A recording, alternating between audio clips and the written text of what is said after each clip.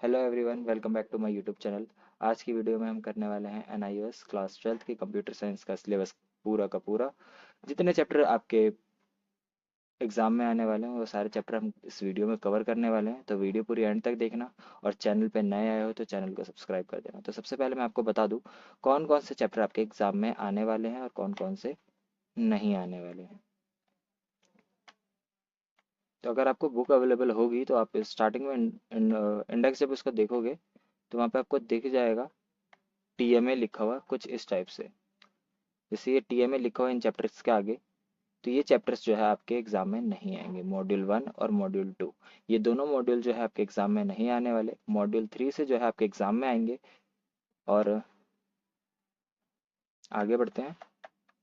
और मॉड्यूल 5, ये वाली मॉड्यूल भी जो है आपके एग्जाम में नहीं आने वाली। तो टोटल 5 मॉड्यूल है, 5 में से 3 मॉड्यूल आपके एग्जाम में नहीं आएंगी, खाली 2 ही मॉड्यूल आएंगी। 60 मार्क्स का आपका प्रैक्टिकल थ्योरी होने वाला है। मॉड्यूल 3 और मॉड्यूल 4 ये दोनों हम इस वीडियो में कवर करेंगे। 60 मार्क्स का आपका थ्योरी होगा। इसमें 33% मार्क्स आपको लाने हैं और टीएमए के जो मार्क्स होते हैं वो आपके 12 होते हैं। ठीक है, 12 मार्क्स आपके टीएमए के लगते हैं, क्योंकि 60 का अगर आप 20% निकालोगे तो 12 आता है। तो 12 मार्क्स आपके टीएमए के होते हैं और 40 मार्क्स आपके प्रैक्टिकल के होते हैं। जो ये 12 मार्क्स है ये आपको इसी में एड ऑन होते हैं 60 में ही। यानी जो आप 60 मार्क्स का थ्योरी एग्जाम देकर आओगे उस 60 मार्क्स को कन्वर्ट कर दिया जाएगा 48 में। ठीक है, तो स्टार्ट करते हैं बिना टाइम वेस्ट करे। Chapter number 12, introduction to C plus plus. तो सबसे पहले सी प्लस प्लस है क्या वो जान लेते हैं। सी प्लस प्लस एक प्रोग्रामिंग लैंग्वेज है। ठीक है, इससे हम प्रोग्राम्स वगैरह बनाता है। ऐसी बहुत सारी लैंग्वेज होती है, कंप्यूटर लैंग्वेजेस होती है। सी प्लस प्लस होती है, सी होती है, H T M L, Python और भी बहुत सारी होती है। लेकिन जो इसमें हम पढ़ने वाले हैं वो है सी प्लस प्लस। मेनली ज़्यादातर प्रोग्राम्स वगैरह आपके एग्जाम में जो क्वेश्चन आएंगे वो सी प्लस प्लस से ही पूछे जाएंगे। तो सबसे पहले जो इसका टॉपिक है C plus plus character set. तो करेक्टर सेट होता क्या है। Character set is a set of valid characters that a language can recognise. क्या होता है कि करेक्टर सेट एक वैलिड करेक्टर्स होते हैं। ठीक है, सेट ऑफ वैलिड करेक्टर्स होते हैं जो एक लैंग्वेज जो है समझ सकती है। ठीक है, उनको हम क्या बोलते हैं, करेक्टर सेट बोलते हैं। ये किस किस से रिप्रेजेंट किए जा सकते हैं, कोई भी लेटर हो सकता है, डिजिट हो सकता है, या कोई स्पेशल करेक्टर्स जैसे कि हैश, एट द रेट, ये सारे के सारे हमारे आ जाते हैं। नीचे एग्जांपल्स देख लेते हैं, आपको थोड़ा सा आइडिया मिल जाएगा किस टाइप से जो है आपके करेक्टर सेट होते हैं। तो यहाँ पे आप देखोगे। और एक चीज़ और, ये थोड़ा केस सेंसिटिव होता है। यानी अगर आप अपर केस में अल्फ़ाबेट लिखोगे तो उसका मीनिंग अलग होता है, और लोअर केस में लिखोगे तो उसका मीनिंग अलग होता है। डिजिट्स जो है आपके 0 से 9 तक हो जाती है। स्पेशल सिंबल्स आपको दिख रहा होगा, white space, single space, tab, new line. ठीक है, आगे बढ़ते हैं। Basic data type. Basic data type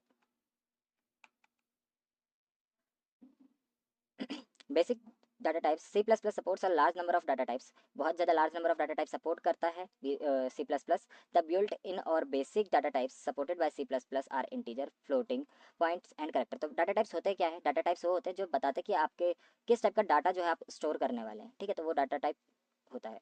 जैसे कि इंटीजर हो गया तो इंटीजर में क्या होंगे, खाली नंबर्स, न्यूमेरिकल वैल्यूज आएंगी। फ्लोटिंग हो गया, और करेक्टर्स हो गया, करेक्टर्स में आपके अल्फ़ाबेट्स वगैरह आते हैं। ठीक है, आगे बढ़ते हैं, टोकन्स पे चलते हैं। Tokens is a group of characters that logically belong together. कह रहे कि ग्रुप ऑफ कैरेक्टर्स होते हैं और सेम ही एक साथ ही रहते हैं, belong together. The programmers can write a program by using tokens. Tokens का यूज करके प्रोग्रामर क्या करता है, प्रोग्राम्स लिखता है। वो क्या होंगे, कीवर्ड्स होंगे। कुछ टाइप्स दे रखे हैं यहाँ पे सी टोकन्स के, कीवर्ड्स, आइडेंटिफायर, लिटरल्स, पंचुएटर्स, ऑपरेटर्स। तो सबसे पहले आता है आपका कीवर्ड्स। कीवर्ड्स होते क्या है, keywords are some reserved words in C++ which have predefined meaning to compiler called keywords। predefined का मतलब जो पहले से डिफाइंड होते हैं। ठीक है, तो ये कुछ ऐसे वर्ड्स, रिजर्व्ड वर्ड होते हैं जो C++ में कंपाइलर को पहले से उसका मीनिंग पता होता है। उनको हम क्या कहते हैं, कीवर्ड्स कहते हैं। कुछ एग्जांपल्स इसके ऊपर देखने को आपको मिल जाएंगे। यहाँ पे आपको मैं जूम करता हूँ तो आपको देखने को मिल जाएगा। यहाँ पे थोड़े से कीवर्ड्स आपको दिख रहे होंगे, ऑटो, बुल, ब्रेक, केस। तो ये सारे कुछ एग्जांपल हो गए, तो ये आप एक बार पढ़ लीजिएगा, इनका हर जगह अलग अलग यूज़ होता है। इसके बाद आ जाता है आपका identifier. Identifiers is a sequence of characters taken from C++ character set. The rules for formation of an identifier are को यूनिक नेम देते हैं हम, ठीक है। और ये के इसमें क्या होता है कि N identifier can consist of alphabets, digits और अंडरस्कोर। किस नाम किस कैसे हम इसको रख सकते हैं, या तो हम अल्फाबेट के नाम से रख सकते हैं, डिजिट से यूज कर सकते हैं और अंडरस्कोर का यूज कर सकते हैं। It must not start with a digit, कि इसका यूज स्टार्ट जो है ना, स्टार्टिंग का वर्ड जो है वो कोई डिजिट नहीं होना चाहिए, यानी नंबर नहीं होना चाहिए, अल्फाबेट्स वगैरह ही यूज करके हम रख सकते हैं। C plus plus is a case sensitive, मैंने आपको बताया था, अपर केस लोअर केस का मीनिंग अलग अलग होता है, यानी ये देखो एग्जांपल में बता रखे हैं, ये वाला टोटल और ये वाला टोटल दोनों के दोनों डिफरेंट आइडेंटिफायर है, ठीक है। It should not be reserve word, और ये कोई रिजर्व वर्ड नहीं होते, यानी कीवर्ड्स नहीं होते, ठीक है, आइडेंटिफायर में आ जाते हैं। फिर आ जाता है आपका literals. Literals are data items that never change their value during the execution of program. Literals क्या होते हैं, वो डाटा आइटम्स होते हैं जो एग्जीक्यूशन प्रोग्राम के एग्जीक्यूशन के टाइम पे उनकी वैल्यू चेंज नहीं होती। The types of literals available in C plus plus are integer constant, character constant, float constant and string literals, ठीक है। तो किस किस टाइप के आपके लिटरल्स होते हैं वो यहाँ पे बता दिए गए हैं। अब आता है आगे पंचुएटर्स। पंचुएटर सिंपल लैंग्वेज में कहूँ तो जो भी हम पंचुएशन मार्क यूज करते हैं, जैसे कि पैरेंथेसिस हो गया, ब्रेसेस हो गया, कॉमा हो गए, सेमी कॉलन, कॉलन, ये सारे के सारे हमारे पंचुएटर्स में आ जाते हैं। ऑपरेटर्स। ऑपरेटर्स में क्या आ जाता है हमारे, operators are special symbols used for specific purpose, कि स्पेशल सिंबल्स होते हैं जिनको हम स्पेसिफिक पर्पस के लिए यूज करते हैं। C plus plus includes many operators such as arithmetic operators, relational operators, logical operators, unary operators, assignment operators, conditional operators, comma operator.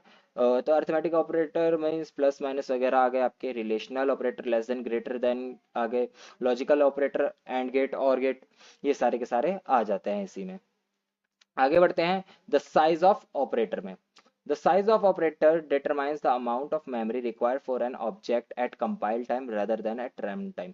ये क्या करता है, साइज ऑफ ऑपरेटर डिटरमाइन, यानी डिटरमाइन करता है साइज ऑफ ऑपरेटर, किस टाइम पे determine करता है कि वो कितनी मेमोरी वगैरह लेगा, कंपाइल टाइम पे ही ये बता देता है कि कितनी मेमोरी लेने वाला है, रन टाइम से पहले ही बता देता है, ठीक है। आगे बढ़ते हैं, ऑर्डर ऑफ precedence.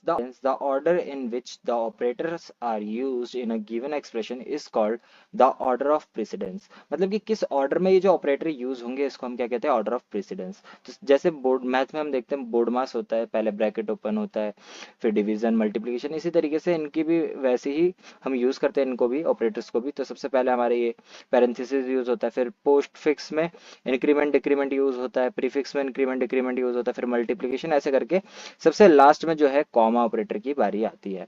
चलिए आगे बढ़ते हैं, आई होप आपको समझ में आ रहा होगा जितना भी अभी तक करवाया है। इसके बाद आ जाता है आपका टाइप कन्वर्जन।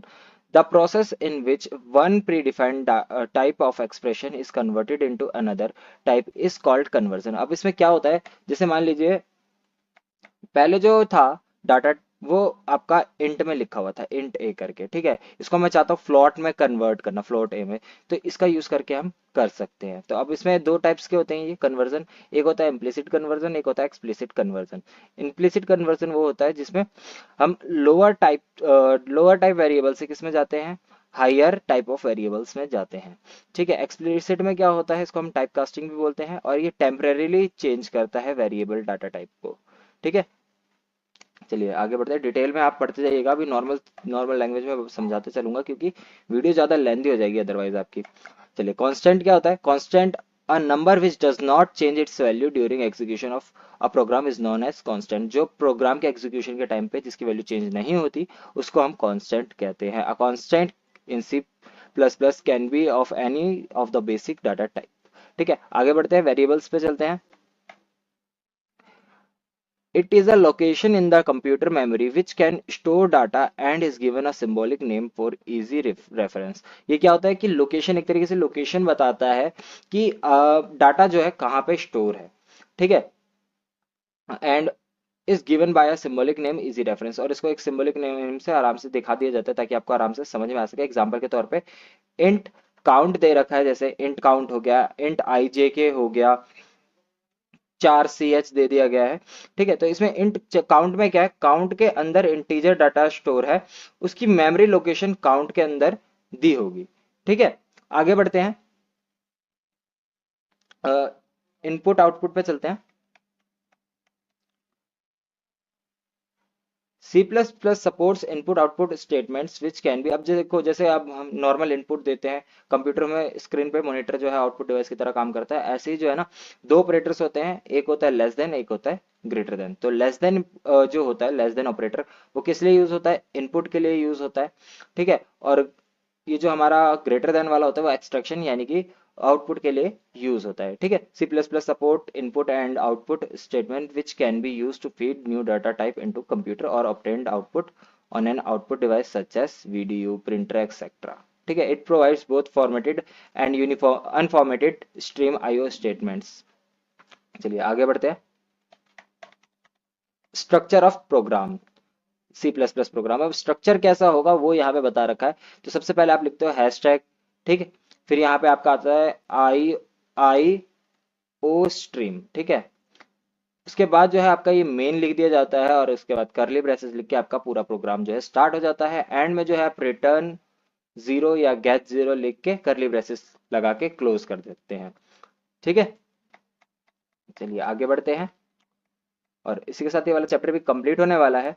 और C plus plus program start with the function called main. अब जो फंक्शन होता है अभी हमने ऊपर देखा था, ये वाला जो मेन था ये एक फंक्शन है, इसको क्या बोला जाता है, फंक्शन बोला जाता है, ठीक है। The body of the function is enclosed between करली ब्रेसेस। करली ब्रेसेस के बीच में जो है बॉडी ऑफ फंक्शन, मतलब जो भी फंक्शन है उसकी बॉडी जो है कन्क्लोज हो जाती है, इस तरीके से करली ब्रेसेस होता है। The program statements are written within the braces, braces के अंदर पूरा का पूरा प्रोग्राम लिखा जाता है। पहले स्टार्ट होगा जो आपका ऐसे करली ब्रेसेस होगा, फिर आप पूरा का पूरा प्रोग्राम लिख दोगे, एंड में जो है करली ब्रेसेस लगा के उसे क्लोज कर दोगे। Each statement must end by a semicolon, जितनी भी स्टेटमेंट होगी उनको सेमीकोलन से एंड कर दिया जाएगा। जैसे आप स्टेटमेंट लिखोगे उसके बाद आपको ऐसे करके सेमीकोलन लगा देना है ताकि वो टर्मिनेट हो सके। A C++ प्रोग्राम में contains as many function as required, जितने फंक्शंस की हमें रिक्वायरमेंट होगी उतनी हम ले सकते हैं। However, even when the program is loaded in the memory, the control is handed over to function main and it is first function to be executed। चलिए ये वाला चैप्टर भी आपका कंप्लीट होता है। आई होप आपको अच्छे से चैप्टर समझ में आ गया होगा। बढ़ते हैं नेक्स्ट चैप्टर पे, chapter number 2, basic concept of OOPS. अब ओप्स क्या होता है, ये रियल वर्ल्ड प्रॉब्लम्स को सॉल्व करता है। और इसमें क्या करते हैं, हम एक ही कोड को बार बार यूज नहीं करते, इसकी जगह क्या करते हैं, हम फंक्शन बना देते हैं और उसी को बार बार हम कॉल करते रहते हैं, ठीक है। यही चीज इसमें बताई गई है। आगे बढ़ते हैं। सिंपल लैंग्वेज में बताता चलूंगा ताकि, क्योंकि इसमें थोड़े सा ना कहीं कहीं पे लैंग्वेज जो है थोड़ी सी टफ सी लिखी हुई है, आपको उसमें समझने में भी प्रॉब्लम होगा, तो सिंपल लैंग्वेज में समझा दे रहा हूँ ताकि आप उसको बाद में अपने आप भी यूज कर सके। तो अब नेक्स्ट टॉपिक हमारा पैराडिग्म ऑफ ओप्स। अब इसमें क्या होता है, तीन ऑब्जेक्ट होंगे, ऑब्जेक्ट ए, जैसे इसमें एग्जांपल में तीन ऑब्जेक्ट दे रखे हैं आपको, ऑब्जेक्ट ए, ऑब्जेक्ट बी और ऑब्जेक्ट सी। इसमें फंक्शंस बने हुए हैं, ठीक है, इनके फंक्शंस है। तो ये फंक्शंस जो है ये आपस में क्या कर सकते हैं, कम्युनिकेट कर सकते हैं, ठीक है। ए वाला बी से भी कर सकता है, ए वाला सी से भी कर सकता है, बी वाला सी से भी कर सकता है और ए से भी कर सकता है, और सी वाला ए से भी कर सकता है और बी से भी कर सकता है, ठीक है। आगे बढ़ते हैं, उप्स के क्या फीचर्स क्या है वो देख लेते हैं। तो सबसे पहले आपका ऑब्जेक्ट, फिर है क्लास, फिर इनहेरिटेंस, फिर पॉलीमॉर्फिज्म, अब्स्ट्रक्शन और इन एनकैप्सुलेशन, ठीक है। तो ये फीचर्स हो जाते हैं इसके, 6 फीचर्स। उसके बाद आप चलते हैं, सबसे पहले ऑब्जेक्ट, ऑब्जेक्ट क्या होता है वो समझ लेते हैं, ठीक है। ऑब्जेक्ट एक रियल वर्ल्ड आइडेंटिटी है जिसमें स्टेट और बिहेवियर होता है। स्टेट का मतलब होता है डाटा और बिहेवियर का मतलब होता है फंक्शनैलिटी, ठीक है। अब आगे बढ़ते हैं, क्लास पे चलते हैं। क्लास क्या होता है, ब्लूप्रिंट होता है प्रोग्राम का, ठीक है। Blueprint is a blueprint of data and members function. Once a class has been defined,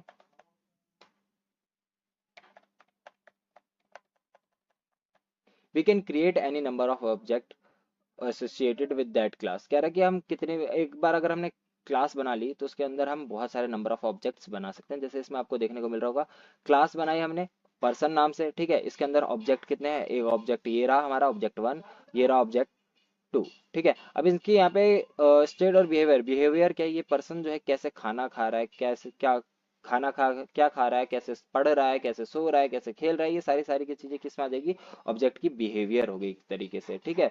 और ये क्या हो गया, इसका डाटा हो गया, इसका नाम क्या है, एज क्या है, ठीक है, किस सिटी में रहता है, आई होप आपको डाटा और सॉरी क्लास और ऑब्जेक्ट आराम से समझ में आ गया होगा, क्योंकि मेन जो प्रॉब्लम्स आती हैं वो इसी में आती हैं।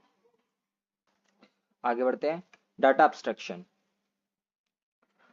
Abstraction refers to the act of representing essential feature without including background detail। इसका मतलब ये है ना कि जैसे अब कोई ऊपर स्क्रीन पे क्या हो रहा है ना, वो चीज हमें दिखती रहेगी, लेकिन उसके पीछे जो जो चीज यूज हुई है, मतलब कि एक तरीके से जैसे आपको मेरी वीडियो दिख रही होगी स्क्रीन पे, आप उसको आगे कर सकते हो, पीछे कर सकते हो, ये सारी चीजें फीचर्स आपको दिख रहे होंगे, लेकिन उसके पीछे की कोडिंग वगैरह आपको नहीं दिख रही होगी, तो वो क्या होता है, डाटा एब्स्ट्रैक्शन कहलाता है ना। ठीक है। उसके बाद आता है आपका data encapsulation. Wrapping up of data and functions into a single unit is called data inscription. ये क्या कह रहा है, मीन्स ये डाटा और फंक्शन को एक ही यूनिट में क्या करता है, रैप कर देता है, मतलब एक ही में डाल देता है। ठीक है, तो ये वाला भी आपका हो जाता है। इसके बाद आ जाता है आपका मॉड्यूलैरिटी। मॉड्यूलैरिटी क्या है, the act of partitioning a program into individual component is called modularity. It gives, इसमें क्या होता है, जो भी हमारे बड़े बड़े प्रोग्राम होते हैं उसको ये क्या करता है, छोटे छोटे प्रोग्राम्स में तोड़ देता है या छोटे में कन्वर्ट कर देता है। It reduce its complexity of to some extent. यह क्या करता है, कॉम्प्लेक्सिटी खत्म कर देता है, कम कर देता है। It creates a number of well defined documented boundaries within the program. ठीक है, आगे बढ़ते हैं। नेक्स्ट क्या है, इनहेरिटेंस। इनहेरिटेंस एक तरीके से यूं बोल सकते हैं हम, कोई भी फीचर जो है हमें एक इनहेरिटेंस के तो हमें पेरेंट्स में देखने को मिलता है, जैसे जो भी पेरेंट के अंदर होता है वो चाइल्ड में आता था ना, सेम वैसे इसमें भी होता है। इसमें क्या होता है, इनहेरिटेंस में एक प्रोसेस है जिसमें पेरेंट क्लास को प्रॉपर्टी की, सॉरी, पेरेंट क्लास की प्रॉपर्टी जो है चाइल्ड क्लास या डिराइव क्लास में भी एक्सेस कर सकते हैं या यूज कर सकते हैं। ठीक है, अब डिराइव क्लास क्या होता है, एग्जिस्टिंग क्लास क्या होती है ये भी पढ़ लेते हैं। एग्जिस्टिंग क्लास बोल लो या पेरेंट क्लास बोल लो, जिसमें से भी हम क्या कहते हैं, new class in terms of an existing class. ठीक है, it is the capability to define a new class in terms of existing class. An existing class is also known as base class. Existing class को हम क्या कहते हैं, base class भी कह सकते हैं। New class is known as derive class, और जो हम नई क्लास बनाएंगे उसको हम क्या कहते हैं, डिराइव क्लास कहते हैं। ठीक है, आगे बढ़ते हैं। जैसे अभी यहाँ पे एक एग्जांपल दे रखा है, एनिमल है, एनिमल क्या करता है, ईट भी करता है, स्लिप भी करता है। ठीक है, तो और डॉग भी क्या है, एक एनिमल ही है। ठीक है, तो ये क्या हो सकता है, एक तरीके से इसका डिराइव हम कह सकते हैं, डिराइव डिराइव क्लास है। तो इसमें क्या हो रखा है, डॉग में हमने एक एडिशनल फीचर क्या डाल दी, बार्क का। ठीक है, तो ईट भी करता है, स्लिप भी करता है, और साथ में बार्क भी करता है, तो यही सारी चीजें होती है इसमें। अब आता है नेक्स्ट, पॉलीमॉर्फिज्म। पॉलीमॉर्फिज्म में क्या होता है आपका, पॉलीमॉर्फिज्म दो वर्ड से मिलके बना है। पॉली जिसका मतलब होता है मैनी, और मॉर्फ का मतलब होता है फॉर्म, मतलब बहुत सारे फॉर्म। एक तरीके से हम कह सकते हैं इसमें एबिलिटी होती है एक मैसेज को बहुत सारे फॉर्म्स में डिस्प्ले करने की। ठीक है, आगे बढ़ते हैं। Benefits of OOPS. अब ओप्स के बेनिफिट्स क्या होते हैं वो देख लेते हैं। OOPS provides lot of benefits to both program and designer and the user, की प्रोग्राम डिजाइनर और यूजर दोनों को बहुत सारे बेनिफिट्स प्रोवाइड करता है। अब क्या वो बेनिफिट्स कौन कौन से, अभी मैंने ऊपर भी आपको जब इंट्रोडक्शन टाइम था तभी भी समझाया था। ये क्या करता है, software complexity can be easily manage. इसमें सॉफ्टवेयर की कॉम्प्लेक्सिटी हम आराम से मैनेज कर सकते हैं। Object oriented program can be easily upgraded, easily हम अपग्रेड कर सकते हैं। It quite easy to partition the work in the project based on object. क्या कह रहा है कि partition the work in a project, किसी भी प्रोजेक्ट में हम पार्टीशन कर सकते हैं आराम से। Objects created for object oriented program can easily reused in other program, की जो भी इसमें आप प्रोग्राम बनाओगे उसको दूसरे प्रोग्राम में इजीली आप रीयूज कर सकते हो। ठीक है, तो ये वाला चैप्टर भी हमारा हो जाता है खत्म। नेक्स्ट चैप्टर पे चलते हैं।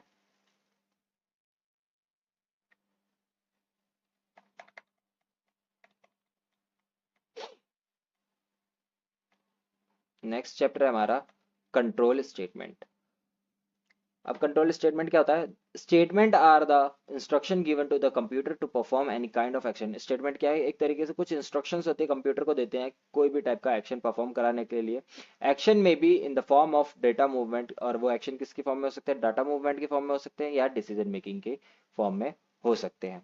तो सबसे पहले आता है आपका कंपाउंड स्टेटमेंट। कंपाउंड स्टेटमेंट क्या होता है वो देख लेते हैं हम।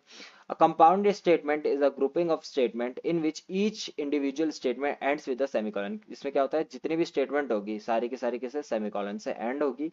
The group of statement are called block. जो ग्रुप ऑफ स्टेटमेंट होती है उसको हम क्या कहते हैं, ब्लॉक कहते हैं। Compound statement are enclose between the pair of curly braces के बीच में एंड होती है। नल स्टेटमेंट के देखो, नल का मतलब ये होता है खाली, ठीक है। ये क्या होगा, इसमें semicolon, writing only a semicolon indicates a null statement. खाली सेमीकोलन लगा देने से क्या दिखाएगा, वो नल दिखाएगा, ठीक है। This statement is generally used in four and while loop. Four और वाइल लूप स्टेटमेंट जो होती है उसमें ये ज्यादातर यूज होता है। कंडीशनल स्टेटमेंट आ जाती है अब आपकी। कंडीशनल मीन्स अगर ये नहीं होगा तो ये होगा, स्टेप वाली। C++ provides the following statement for implementing the selection control structure। जैसे कि if statement हो गई, if statement कंडीशन क्या है, फॉल्स और ट्रू। दो कंडीशन है फॉल्स और ट्रू की, ठीक है, वो बता रखी है, ठीक है। तो यही बता रखा है इसमें कि अगर ऐसा नहीं हुआ तो मतलब अगर ट्रू है ये स्टेटमेंट होनी चाहिए तो ट्रू होगा, अदरवाइज क्या होगा, वो फॉल्स हो जाएगा। ये हो जाता है हमारा इफ एल्स में, ठीक है। ये हमारा इफ एल्स हो गया। स्विच स्टेटमेंट आ जाता है। स्विच स्टेटमेंट में भी बता रखा है। स्विच स्टेटमेंट में क्या होता है, जब कंडीशन जो होती है हमारी वो ट्रू होती है तभी आपका फंक्शन रन करता है, अदरवाइज वो रन नहीं करता है, ठीक है।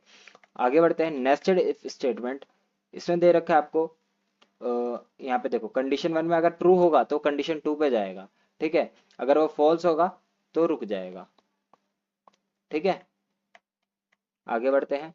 Loop construction, it is also called a repetitive interactive control structure. अब देखो लूप का मतलब क्या है, एक चीज जो है बार बार रिपीट होती रहेगी, ठीक है, साइकिल की तरह चलती रहेगी। Sometimes we require a set of statement to be executed a number of times by changing the value of one और more variables each time to obtain a different result. कह रहा है कि कभी कभी हमें जरूरत पड़ती है वेरिएबल्स, जितने भी एक से ज्यादा वेरिएबल्स की जरूरत पड़ती है, बस उसमें क्या होता है कि उसमें नंबर्स वगैरह हमें चेंज करने पड़ जाते हैं, ठीक है, हर बार जो है, तो उसके लिए एक रिजल्ट निकल के आता है, तो तब हम लूप का यूज करते हैं, ठीक है। Sometimes we require a set of statement to be executed a number of times, बहुत बार हमें यूज करनी पड़ती है। Changing the values of one और मोर वेरिएबल्स, एक या एक से ज्यादा वेरिएबल्स के हम वैल्यूज चेंज कर देते हैं, तब जाके वो रिजल्ट हमारे सामने आता है, ठीक है। यहाँ पे आपको इसका भी डायग्राम दे रखा है। डू वाइल लूप आ जाता है, फोर लूप आ गया आपका ये, ठीक है। चलिए देखो, अब यहाँ पे देखो, अब पहले देख लेते हैं, समझ लेते हैं अच्छे से डू वाइल लूप क्या है। आपने लगाया, ठीक है, फिर वो टेस्ट करेगा कंडीशन, अगर वो ट्रू हुई तो वापस से ऊपर चला जाएगा। जब तक मतलब ट्रू होती रहेगी ना, ये रिपीट होता रहेगा, जब तक ट्रू रहेगी रिपीट होता रहेगा, रिपीट होता रहेगा। लेकिन जैसे ही फॉल्स होगा, लूप क्या हो जाएगा, टर्मिनेट हो जाएगा, यानी रुक जाएगा, ठीक है। आगे बढ़ते हैं। फोर लूप, फोर लूप में क्या है, इनिशियलाइजेशन एक्सप्रेशन टेस्ट होने के लिए जाएगा, ठीक है। ट्रू होगा नीचे जाएगा, फोर लूप बॉडी में जाएगा, फिर अपडेट करेगा एक्सप्रेशन को, ठीक है। और जब यहाँ पे भी सही हो जाएगा तो ये क्या हो जाएगा, फिर वापस से इसी कंडीशन में आ जाएगा। लेकिन अगर फॉल्स हुआ तो दोबारा से क्या हो जाएगी, लूप टर्मिनेट हो जाएगी, रुक जाएगी, ठीक है। जंप स्टेटमेंट, अब जंप स्टेटमेंट क्या है, the jump statements conditionally transfer program controls to another statement elsewhere in program code. You can use the following statement in a program to jump statement to transfer program controls from one statement to another statement। कह रहा है कि अगर हमें jump करनी हो एक statement में से दूसरे स्टेटमेंट में, तब जो है हम जंप स्टेटमेंट का यूज करते हैं। अब ये यूज कैसे करते हैं ये भी आ जाएगा अभी आपका आगे। गो टू स्टेटमेंट, स्टार्ट हुई statement one, statement one, statement two, level one, level two, ऐसे करके दे रखा है। तो गो टू लेवल थ्री, तो ये क्या होगा, लेवल थ्री पे डायरेक्ट आ जाएगा, ठीक है। स्टेटमेंट वन में लिखा गया गो टू लेवल थ्री, तो लेवल थ्री पे आ जाएगा और उसके बाद रुक जाएगा, ठीक है, क्योंकि आगे का कोई पाथ नहीं है। आगे जो है ब्रेक स्टेटमेंट, ब्रेक स्टेटमेंट के लिए देख लेते हैं। लूप बॉडी स्टार्ट, यहां से लूप बॉडी स्टार्ट हुई, condition to break from loop, या कंडीशन दी ब्रेक के लिए, अगर वो ट्रू हुई तो ब्रेक हो जाएगा, अगर फॉल्स होगी तो वापस से क्या चला जाएगा, ऊपर की तरफ चला जाएगा। ठीक है, आगे से आगे चलते हैं। Continue statement. कंटिन्यू स्टेटमेंट में क्या है, लूप बॉडी स्टार्ट, यहाँ से बॉडी स्टार्ट हुई, लूप बॉडी स्टार्ट हुई, condition to continue next iteration, अगर ये ट्रू हुई तो कंटिन्यू रहेगा, फॉल्स हुई तो वापस से क्या आएगा, execute remaining part of the loop body की, जो भी एग्जीक्यूटिंग में बचा कुचा पार्ट है उसको पूरा करो, उसके बाद से वो पूरा होके दोबारा से जाएगा लूप बॉडी में, फिर अगर वो पूरा हो चुका होगा तो वापस से इधर आएगा सेकंड वाले स्टेप में, और यहाँ से अगर ट्रू होगा तो कंटिन्यू रहेगा, अदरवाइज फॉल्स में दोबारा से वो प्रॉब्लम क्रिएट करता रहेगा जब तक आप पूरा का पूरा सही नहीं लिख दोगे। ठीक है, इसके बाद आ जाता है आपका एग्जिट फंक्शन। एग्जिट फंक्शन क्या है, the execution of a program can be stopped at any point with exit. कह रहे कि इसको हम कभी भी एग्जिट पॉइंट का यूज कर सकते, सॉरी, अपने प्रोग्राम को अगर हमें स्टॉप करना है किसी पॉइंट पे तो हम किसका यूज करते हैं, एग्जिट का यूज करते हैं। And a status code can be formed to the calling program. आगे बढ़ते हैं, ये वाला चैप्टर भी हमारा कंप्लीट हो जाता है। नेक्स्ट चैप्टर पे चलते हैं, chapter number 15, functions. Function are the block of codes. Function क्या होते हैं, ब्लॉक ऑफ कोड्स होते हैं that perform a task to accomplish something productive. कुछ भी प्रोडक्टिव लाने के लिए हम जो है इनका यूज करते हैं। आगे बढ़ते हैं, कुछ पॉइंट्स दे रखे हैं, वो पॉइंट्स भी पढ़ लेते हैं। फंक्शन में भी यूजर डिफाइंड फंक्शन और लाइब्रेरी फंक्शन क्या हो सकते हैं, ये यूजर डिफाइंड भी हो सकते हैं, यानी जो यूजर है उसके डिफाइंड भी हो सकते हैं, या फिर लाइब्रेरी फंक्शन भी हो सकते हैं। अब लाइब्रेरी फंक्शन क्या होते हैं, जिसके अंदर पहले से डिफाइंड होते हैं प्रोग्राम के अंदर, वो उसी को हम क्या कहते हैं, लाइब्रेरी फंक्शन कहते हैं। अब यहाँ पे नीचे कुछ लाइब्रेरी फंक्शंस के एग्जांपल्स टाइप्स बता दे रखे हैं, जैसे कि मैथमेटिकल फंक्शंस हो गए यहाँ पे। अगर यहाँ पे आप देख रहे हो एबीएस एक्स जो है, ठीक है, इसमें क्या है, अगर आप कोई भी वैल्यू माइनस में डालोगे तो वो डायरेक्टली क्या आ जाएगी, पॉजिटिवली ही दिखाएगी, शो करेगी। यहाँ पे आपने देखा होगा -7 शो कर रहा था, ठीक है, -7 की जगह यहाँ पे अब क्या शो कर रहा है, उसको इक्वल्स टू में सिर्फ और सिर्फ 7 शो कर रहा है। ठीक है, तो ऐसे ही सीएल का भी दे रखा है, कॉस का भी दे रखा है, कुछ भी वैल्यू डालोगे उसके अकॉर्डिंग ये आंसर निकाल के दे देगा। ठीक है, आगे बढ़ते हैं, नेक्स्ट पे चलते हैं। नेक्स्ट जो है हमारा करेक्टर फंक्शन है, ये भी इसी तरीके से इसकी भी वैल्यू बता रखी है, फंक्शन बता दिए, फिर उसको एक्सप्लेन कर रखा थोड़ा सा। उसके बाद स्ट्रिंग फंक्शन दे दिया गया आपको। फिर आ जाता है नेक्स्ट है आपका कंसोल इनपुट आउटपुट फंक्शन। तो गेट चार क्या है, इसमें सिंगल कैरेक्टर की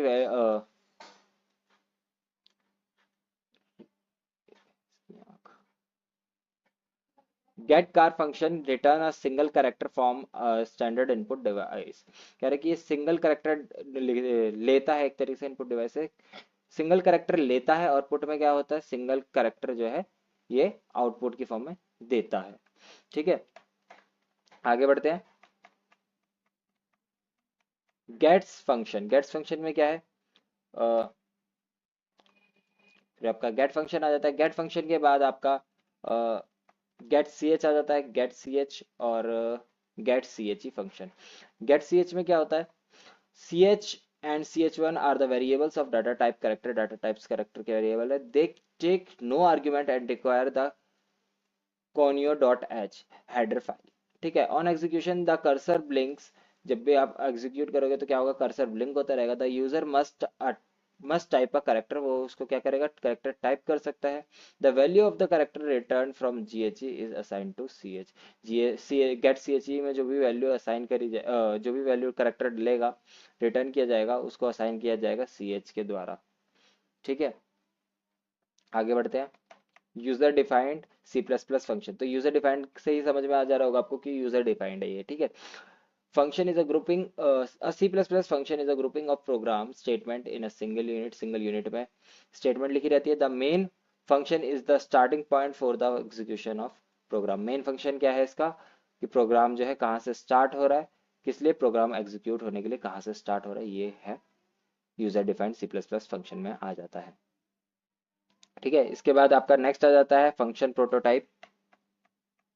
फंक्शन प्रोटोटाइप में क्या है आपका, the function prototype informs the compiler about the function to be used in the program, कि किस टाइप का प्रोग्राम जो है फंक्शन जो है यूज हो रहा है प्रोग्राम में, वो बताएगा। द आर्ग्यूमेंट दे टेक, जो भी आर्ग्यूमेंट वो लेगा, and the type of value they return, और किस टाइप की वो वैल्यू रिटर्न कर रहा है।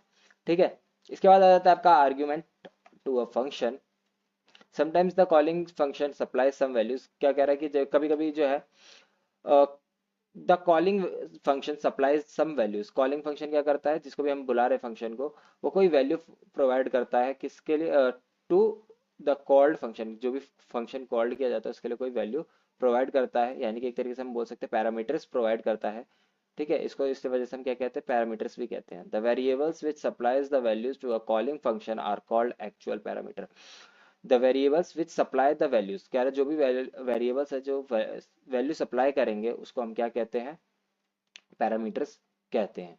ठीक है, the variables which receive the value from which receives the value from called statement are termed formal parameter। ठीक है, इसके बाद आ जाता है आपका return type of a function. The return type the return type which specifies the type of the value that the function return। ये क्या specify करता है, किस टाइप की वैल्यू जो है फंक्शन रिटर्न कर रहा है। ठीक है, इसके बाद आ जाता है आपका local variable. Local variable declared with in the body of a function will be evaluated only with in the function. कि इसकी जो वैल्यू, वेरिएबल्स में जो वैल्यू होगी वो खाली इस फंक्शन के अंदर ही चलेगी, बाहर किसी अदर फंक्शन में नहीं चलेगी।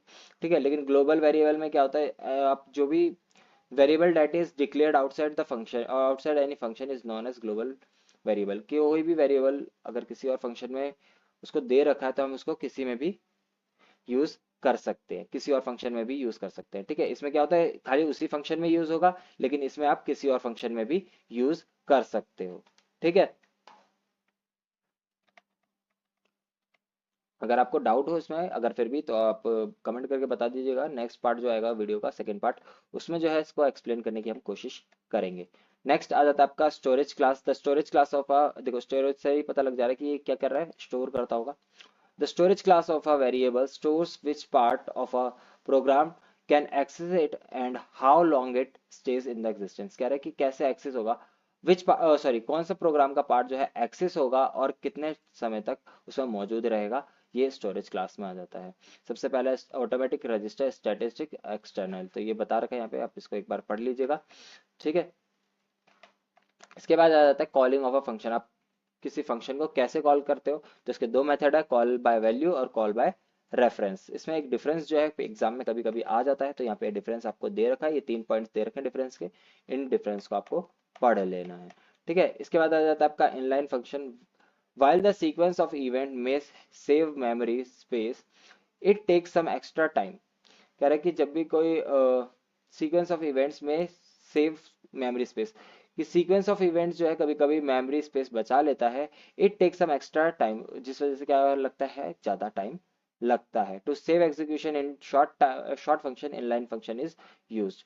तो जो फंक्शन है, to save execution time in short function, किस एग्जीक्यूशन टाइम को बचाने के लिए जो है हम इनलाइन फंक्शन का यूज करते हैं। आगे बढ़ते हैं, नेक्स्ट चलते हैं function with default argument. C++ allows to call a function without specifying all its argument. In such case, the function assigned a default value to a parameter which does not have a matching argument in the function call. Default value are specified when the function is declared. The compiler knows from the prototype how the argument a function uses by calling.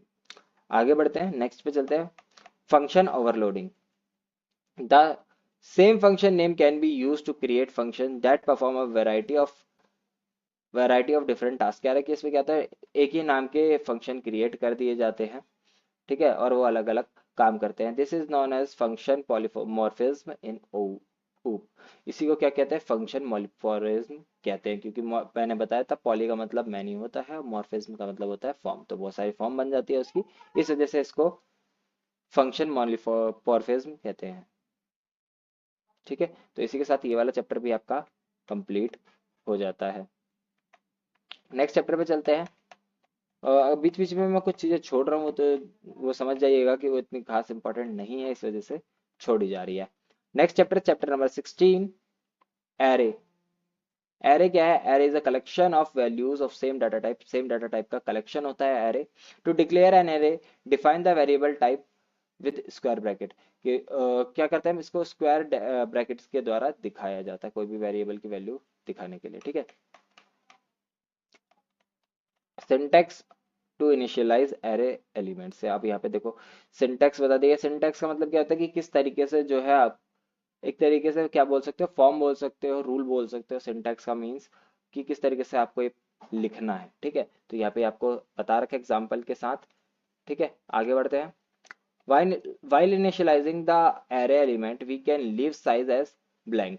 कि जब भी हम initialise कर रहे हैं किसी element को, array में एलिमेंट को, तो हम क्या करते हैं उसकी जगह खाली छोड़ देते हैं, जैसे इसमें छोड़ी गई है। A equals to bracket equals to, एक तरीके से जैसे आपने देखा होगा, आप अगर आपने मैथ्स ले रखी होगी तो सेट्स आपने पढ़ा होगा, तो उसमें जैसे सेट दिखाया जाता है बिल्कुल उसी तरीके से यहाँ पे भी दिखाया जा रहा है। ब्रैकेट बना दिया इक्वल्स टू करली ब्रेसेस में 1 2 3 4 लिख दिया है, ठीक है।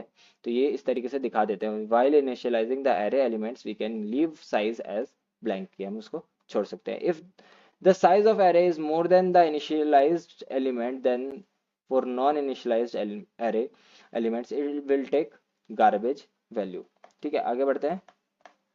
रन टाइम इनिशियलाइजेशन, अब यहाँ पे इसको बता रखा है किस टाइप से रन करेगा, रन टाइम का बता रखा है। Those value will be stored in the array A. अब यहाँ पे देखो, here A is an integer array of size 5। कह रहा है कि यहाँ पे जो ए इंटीजर है इसकी एरे साइज क्या है, 5 है। When you run this program it will ask the value for A, ठीक है। कह रहा है जब आप इसको रन करोगे तो ये ए की वैल्यू पूछेगा, ए इक्वल्स टू 0 1 2 3 4 ऐसे करके। Those value will be stored in the array ए, और वो वैल्यू किस में स्टोर होती रहेगी, ए में स्टोर होती रहेगी। Accessing array elements.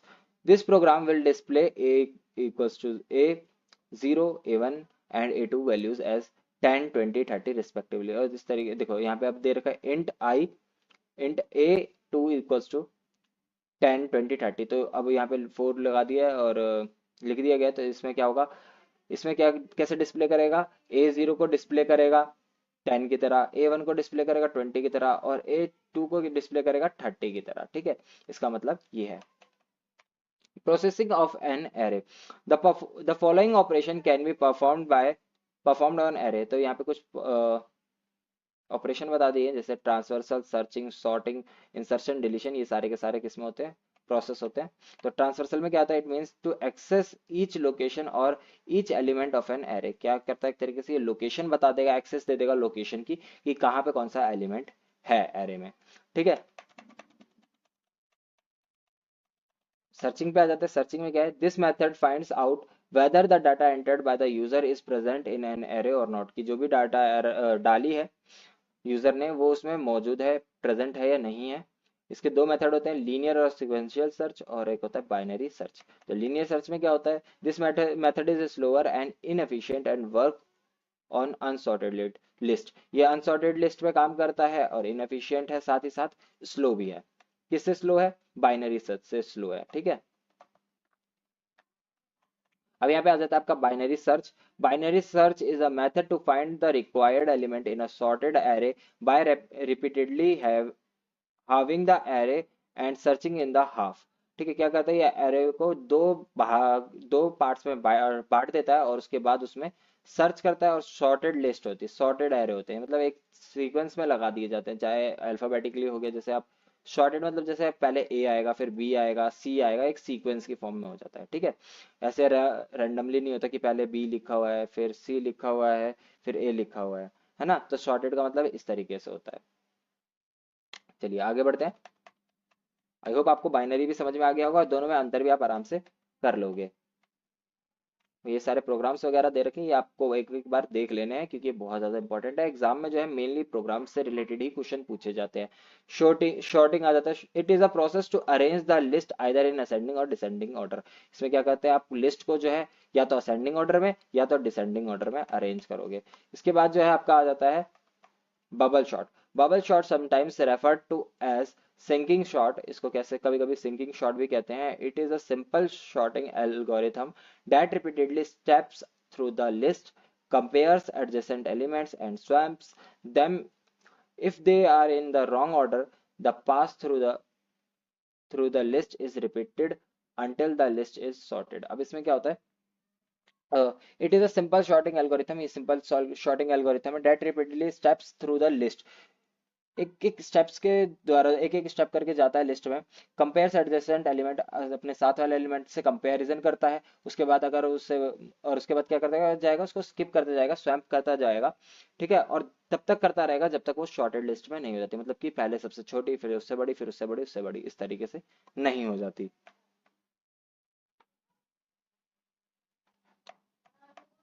ठीक है, अब देखो यहाँ पे पूरा का पूरा प्रोसेस दिखा रखा है आपको किस तरीके से हो रखा है। ठीक है, इसको एक बार आप देख लीजिएगा।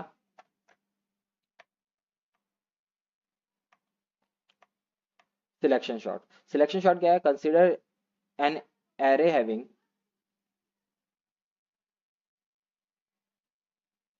consider an array having an element to be sorted in ascending order.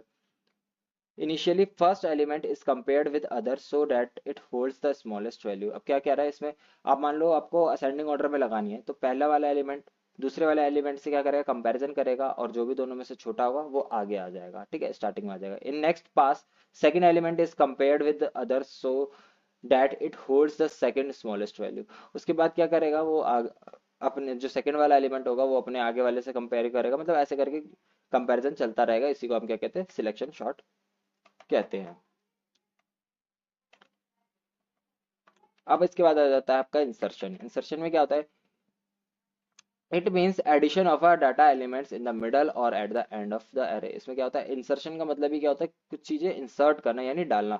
इसमें क्या होगा, आप कोई भी डाटा आइटम जो है या तो बीच में डालोगे या फिर अरे के एंड में डालोगे।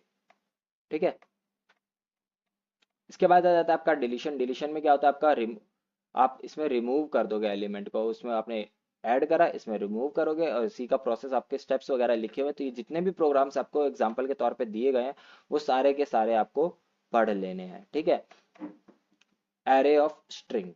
Array of string is nothing but N array of character. कह रहा है एरे ऑफ स्ट्रिंग कुछ भी नहीं है, बस एक एरे ऑफ कैरेक्टर्स को बोला जाता है। Syntax for declaring an array of string is, अब यहाँ पे सिंटेक्स बता दिया गया, इस तरीके से आप इसको डिक्लेयर करते हैं। ठीक है, तो इसी के साथ ये वाला चैप्टर भी खत्म हो जाता है। थोड़ा सा एक पॉइंट और है। String is a series of characters stored in continuous memory location. कह रहा है कि स्ट्रिंग क्या है, एक सीरीज ऑफ कैरेक्टर जो कि स्टोर रहती है। ठीक है, लगातार कंटिन्यूअस मेमोरी लोकेशन में स्टोर रहती है। The last character of each string is नल।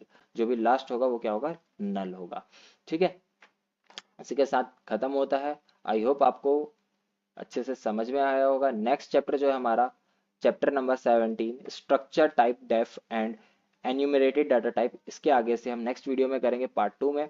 तो चैनल को सब्सक्राइब कर दीजिएगा ताकि आपको उसका नोटिफिकेशन, जैसे सेकंड पार्ट आए उसका नोटिफिकेशन आपको तुरंत मिल जाए।